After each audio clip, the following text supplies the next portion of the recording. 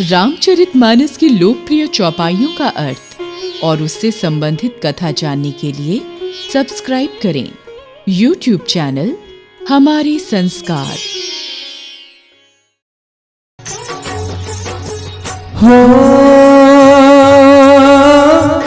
होई सोई जो राम रच राखा,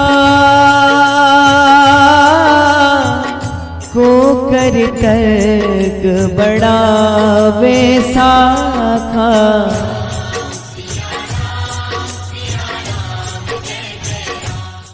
यह चौपाई बाल कांड के दोहा क्रमांक 51 के बाद आती है।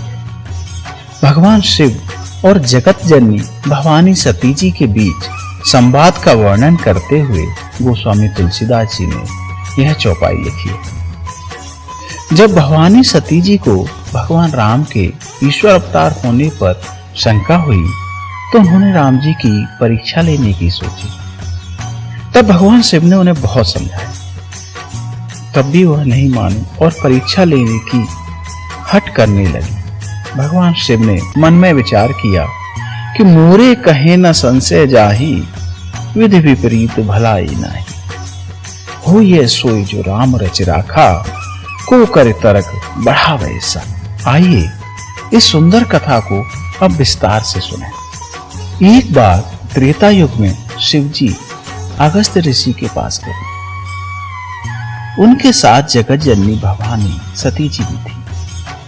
अगस्त्य ऋषि ने संपूर्ण जगत के ईश्वर जानकर भगवान शिव का पूजन किया। फिर मुनि ने उनको राम कथा विस्तार से कही। भगवान शिव ने परम सुख मानकर सुना। श्री रघुनाथ जी के गुणों की कथाएं कहते सुनते कुछ दिनों तक शिव जी वहां रहे। फिर मुनि से विदा मांगकर दक्ष कुमारी सती जी के साथ कैलाश को चल दिए। उन्हीं दिनों पृथ्वी का भार उतारने के लिए श्री हरि ने रघुवंश में अवतार लिया था। वे अविनाशी भगवान उस समय पिता के वचन से राज्य का त्याग करके तपस्वी वेश में दंडक वन में विचर रहे थे। उसी समय मूर्ख रावण ने छल करके सीता जी को हर लिया। जब मृग रूपी मारीच को मारकर भाई लक्ष्मण सहित प्रभु आश्रम आए, वहां सीता जी को न पाकर उनके नेत्रों से आंसू बहने। श्री रघुनाथ जी मनुष्यों की भांति विरह से व्याकुल हैं और दोनों भाई वन में सीता जी को खोजते फिर रहे।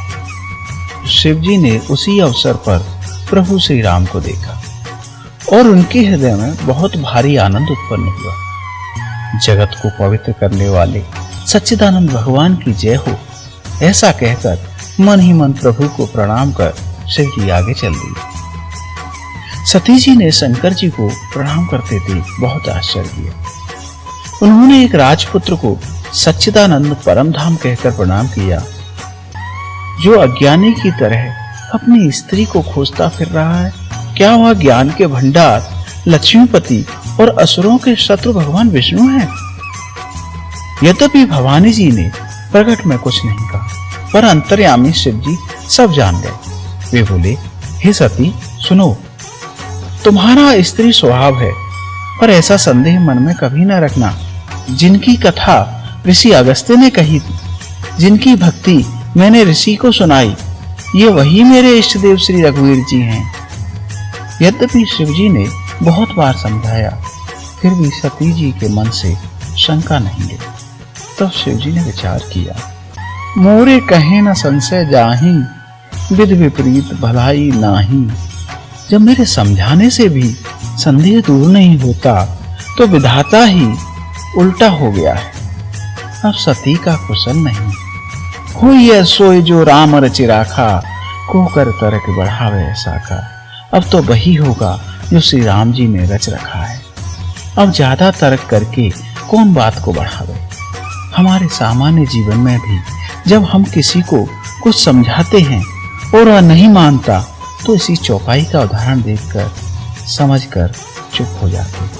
जय श्री राम। महादेव जी मन में भगवान की माया का बल जानकर मुस्कुराते हुए बोले, जो तुम्हारे मन में बहुत संदेह है तो तुम जाकर परीक्षा ले लो। जब तक तुम वापस लौटकर नहीं आओगी तब तक मैं इसी वट वृक्ष की छांव में बैठा रहूंगा। शिव जी की आज्ञा पाकर सती जी प्रभु श्री राम की परीक्षा लेने चल दी। रास्ते में मन ही मन विचार करने लगी कि इनकी परीक्षा कैसे लूं। सती जी सोच विचार कर सीता जी का रूप धारण करके उस मार्ग में बैठ गईं जिस मार्ग से राम लक्ष्मण आ रहे। भवानी सती जी के बनावटी वेश को देखकर लक्ष्मण जी चकित हो गए। सब कुछ देखते और जानने वाले श्री रामचंद्र जी सती जी के कपट को पहचान गए। जो रिपान प्रभु कीन प्रणामो, पिता समेत लीन निज नामो। प्रभु ने पहले हाथ जोड़कर सती जी को प्रणाम किया और अपने पिता का नाम लेकर अपना परिचय दिया। कहीन बहोर कहां बरस के तू, विपिन अकेल फिरहो के हेतु। हे देवी, बृष केतु भगवान शिव जी कहाँ हैं और आप यहाँ वन में अकेली किस लिए फिर रही हैं? श्री रामचंद्र जी के वचन सुनकर सती जी को बड़ा संकोच हुआ। वे चुपचाप शिव जी के पास वापस चले। उनके हृदय में बड़ा दुख हुआ। उन्हें मार्ग में सब जगह वही श्री रघुनाथ जी, वही लक्ष्मण जी और वही सीता जी दिखाई दे रही थी। वे मार्ग में डर कर आंख मूंद कर बैठे। फिर आंख खोलकर देखा तो वहां दक्ष कुमारी को कुछ भी नहीं दिखाई दिया।